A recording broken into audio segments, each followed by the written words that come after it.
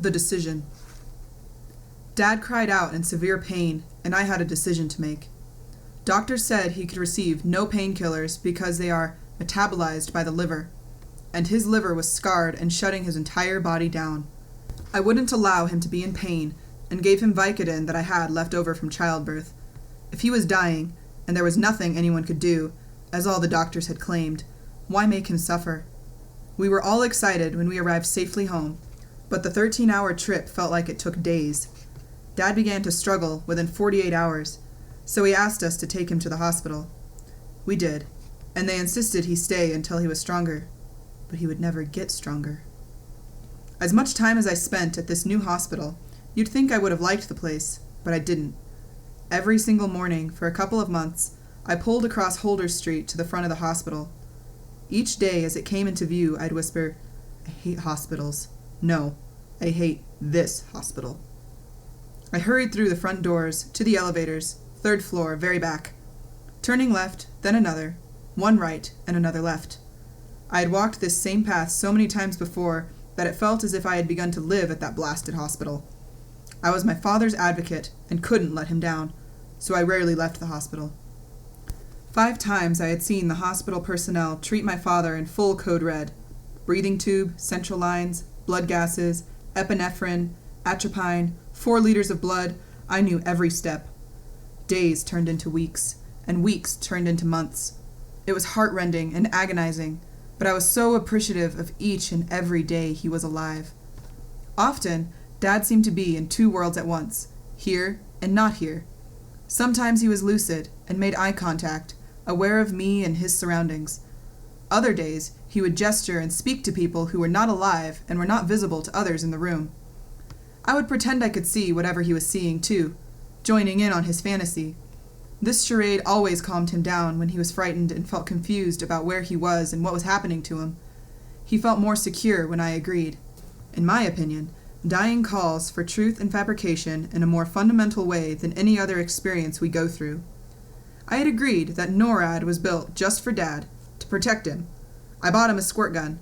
This all made him feel safer, so why not agree? On a coherent day, his sad blue eyes bore into mine like I had never experienced before. His jaw briefly took on the rigidity that warned me that he didn't like what he felt he had to say. "They have you convinced that I'm an alcoholic, don't they?" he asked in a defeated tone. I didn't hesitate and answered, "I don't care how you got sick, Dad. I just want you to get better." I never thought of Dad as an alcoholic. He was extremely functioning. I am certainly not one to judge. Dad gently smiled in appreciation before drifting back to sleep. There were days I watched him regain life right before my eyes. I bought him a CD player. I didn't tell him what I was going to play for him. Adjusting the headphones on his ears, I hit play. His eyes grew as big as a child's on Christmas morning, an enormous smile covering his face. He didn't look sick anymore. The music was so loud I could hear it, but as Dad listened with glee, he gestured for me to turn the volume up, then up higher and higher until it was as high as it would go. Wilhelm Richard Wagner's Flight of the Valkyries encircled throughout the room from the small headset. Yes, Dad, I was listening when I was 17. Dad closed his eyes and became a virtual conductor.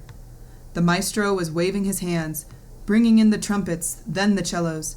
Every now and again, his joyful voice would burst out as he sang along. Bum-ba-ba-bum-bum. It was so amusing I wanted to cry, but I was too happy to weep. I read a third of Atlas Shrugged to him. Ayn Rand was his favorite author. Of course, when he slept, I was reading my own books as well. I was a fiction horror junkie. I was reading Hannibal by Thomas Harris. As my book became a bit more exciting, in my opinion, I had to bring Dad up to speed with what Dr. Lecter was up to that day. Each day, he received the literary update. Dad would gasp in shock, and we'd silly laugh. When I read the ending, I giggled with excitement, waiting to see his reaction after I told him about Hannibal and Clarice Starling's running off to Europe as a romantic couple. I thought the total surprise ending was awesome, and Dad's eyes grew as wide as saucers when I read it to him. He had seen The Silence of the Lambs, so we both devoured the novel. Dad didn't believe me and insisted on reading the chapter himself. It was hilarious. Other days, he was so out of it, I felt powerless and unable to help my own father. There were many times that Dad asked me if we could visit the Grand Canyon. He really wanted to see it, and although he didn't really accept that he was dying, he wanted to see it before he died. The hospital wouldn't even consider releasing him to travel now. He was too frail. "They won't allow you to travel, Dad," I always answered him despondently. I hated always saying no to him. I wanted to take him. I had daydreams about taking all those dreaded steps towards Dad's hospital room that I had taken so many times before. But this time I was going backwards. We were leaving. In this fantasy, I was sneaking him out of the hospital, zooming around hospital corners like NASCAR racers. Dad frantically trying to hold his blue hospital gown down as he laughed out loud, begging for me to slow down. "No way, Jose, we're blowing this popsicle stand." I chuckled and kept up the merciless flight. Christopher would be waiting outside with a tripped-out RV for our escape. We would speed towards Arizona, singing Dad's favorite old Chicago tunes, chewing on beef jerky, and sucking on 7-Eleven big gulps. Dad would be relaxing on a queen bed right behind the driver's seat. He would be protected and feeling healthy for our final road trip. I waited, in hopes that he would get stronger, and we would make that dream a reality. Until that day came, I still had my moments of hospital-related insurgence. Like slinking cat burglars, Christopher and I snuck Dad a full steak dinner into his hospital room. Although he had never drunken soda before, he always wanted Coca-Colas, so I tiptoed those into the hospital too. At this end stage, with everyone in the hospital telling me to let him go, I had no trouble overstepping small boundaries if it made him happier and more comfortable. I wasn't about to allow his last possible meal to be Jell-O. The nurses were moving and turning his body every few hours like a piece of meat basting over hot coals. During the day, I stroked his face, combed and washed his hair, shaved him, kissed him, and even clipped his toenails. I told him I loved him dozens of times a day, every day. I commonly pulled 2 wooden ICU chairs together to form a tiny 4-foot chair bed on which I attempted to sleep.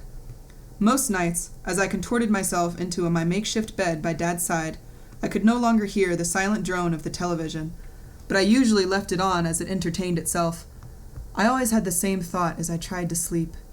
I wish I could hear Dad call me Sweet Pea just one more time, but he was only getting worse. He must be at my wedding.